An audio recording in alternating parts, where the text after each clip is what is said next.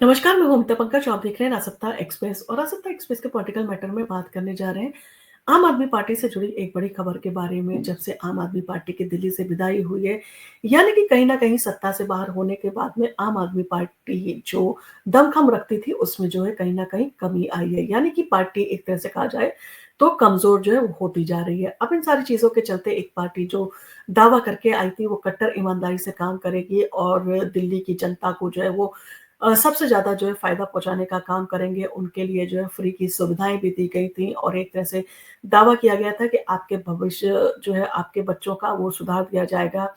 आने वाली जनरेशन को जो है वो रोज़ी-रोटी के लिए कोई समस्या नहीं होगी, उनकी शिक्षा जो है सुचारू रूप से चलेगी।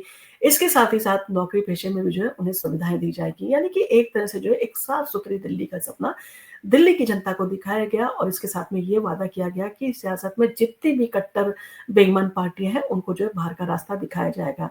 क्योंकि आम आदमी पार्टी ने खुद को जो है एक कट्टर ईमानदार पार्टी के रूप में पेश किया था दिल्ली की जनता को।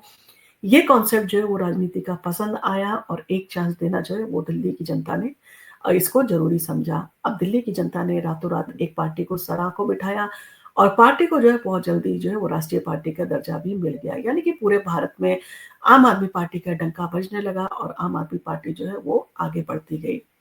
अब जब आप जनता से कुछ वादे करते हैं और दावे करते हैं बड़े-बड़े और जब उनको पूरा नहीं कर पाते, बार-बार आप किसी न किसी मुद्दे को लेकर केंद्र सरकार को घेरते हुए नज़र आते हैं, तो जनता को समझ में आता है कि आप कहीं न कहीं इन वादों की आड़ में जो है वो जनता के साथ में जो है वो ठगी कर रहे हैं।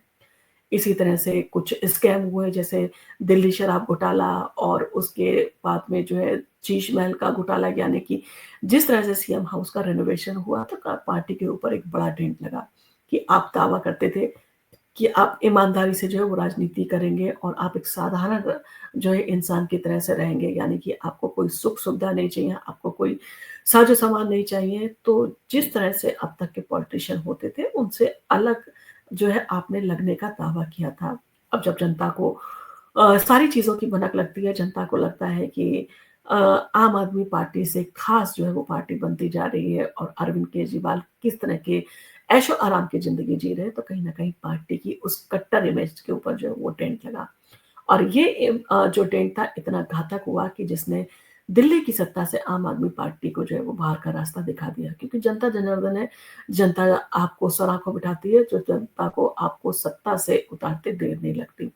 कुछ इसी तरह का जो है वो कहा जा सकता है अंजाम आम आदमी पार्टी का हुआ और धीरे-धीरे आम आदमी पार्टी पूरे देश में कहा जा सकता है कि उतनी मजबूती से अब नहीं खड़ी है जितनी खड़ी हुई थी।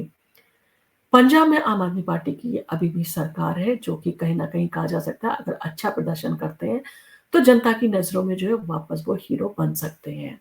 अब इन सारी चीज़ों के चलते आपको अपने ऊपर लगे टेंट को जो है वो कतई दूर करना है और जनता के सामने अपनी इमेज को सुधारना है। अब इन सारी चीज़ों के चलते अगर आपके बड़े लीडर जो है लगातार भ्रष्टाचार के आरोप में जो है वो लिप्त पाए जाते हैं या उनके ऊपर आरोप लगते रहते हैं, तो कहीं न कहीं पार्टी जो है जनता की नज़र से जो है वो गिरती नज़र आती है।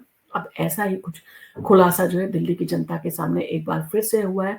तो दिल्ली में भ्रष्टाचार का एक बड़ा खुलासा हुआ है। सत्येंद्र जैन पर एसीबी की एफआईआर और 7 करोड़ की रिश्वत लेने का जो है उनके ऊपर आरोप जो है वो लगा है।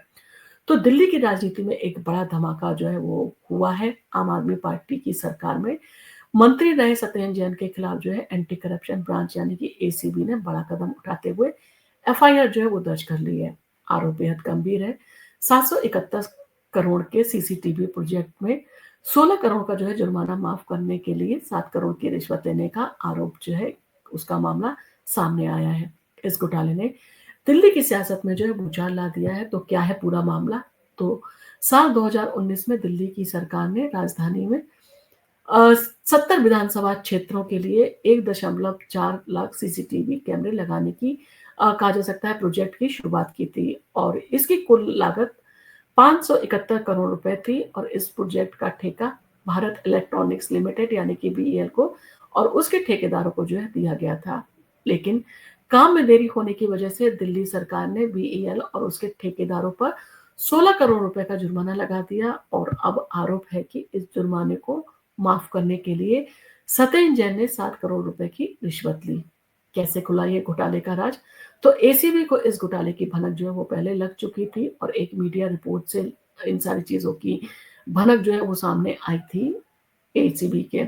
और रिपोर्ट में दावा किया गया था कि बीएल को जो है उसके ऊपर जो लगाया गया जुर्माना था, बिना किसी ठोस कारण के माफ़ कर दिया गया था। जब एसीबी ने पड़ताल शुरू की तो बीएल के एक अधिकारी ने इन आरोपों की पुष्टि जो है वो कर दी। इसके बाद पीडब्ल्यूडी और वीएल के दस्तावेजों की जांच जो है वो शुरू कर दी गई। कैसे हुआ रिश्वत की लेन-देन का जो है वो किस तरह से दी गई थी, इन सारी चीज़ों का खुलासा कैसे हुआ और रिश्वत का लेन-देन कैसे हुआ, इसके बारे में भी जो है बहुत सारी चीज़ें सामने आई।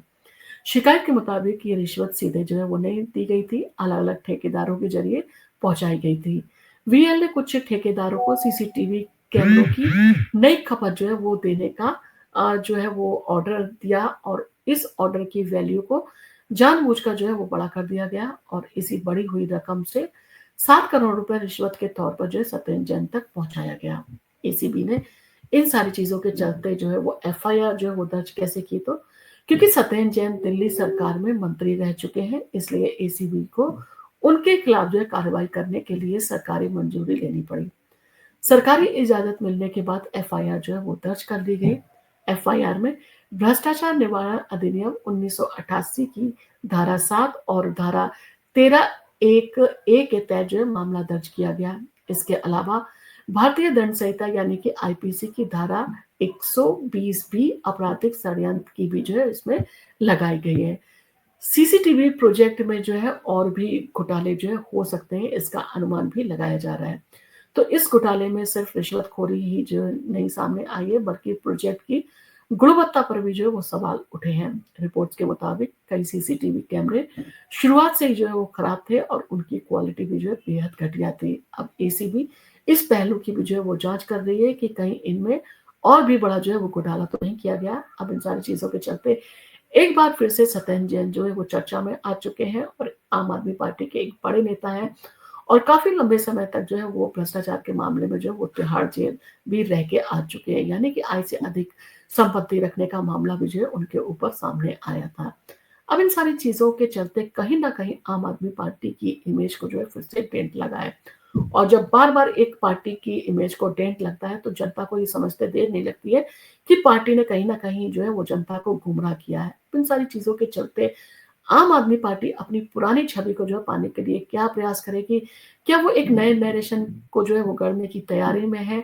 जिस तरह से अरविंद केजरीवाल जो है वो विपाशना के लिए गए हैं, कहीं न कहीं पार्टी अंदर ही अंदर जो है वो एक नए तरह की जो है वो रणनीति की रचना करने की भूमिका बना रही है। अब इन सारी चीज़ों के चलते आम आदमी पार्टी जब जनता के सामने आएगी तो कहा जा सकता है एक नए मुद्दे, एक नई रणनीति के साथ जो है वो सामने आएगी क्योंकि दिल्ली को इतनी आसानी से आम आदमी पार्टी जो है वो छोड़ने वाली नहीं है। और जितने बड़े लीडर हैं आम आदमी पार्टी के वो दिल्ली में काबिज़ हैं और उनके जो है कहीं न कहीं अभी शांति जो आपको दिखाई दे रही है वो शांति कहीं न कहीं एक तूफ़ान का जो है वो कहा जा सकता है कि संकेत है। क्योंकि आम आदमी पार्टी जब से बनी है तो कहीं न कहीं जो है वो अपने इन सारी चीज़ों के प्रयास जो है वो लगातार करती रहती है। जनता के सामने अपनी छवि कैसे सुधारे इन सारी चीज़ों को लेके जो है आम आदमी पार्टी के सामने कहा जा सकता है एक बड़ा टास्क है।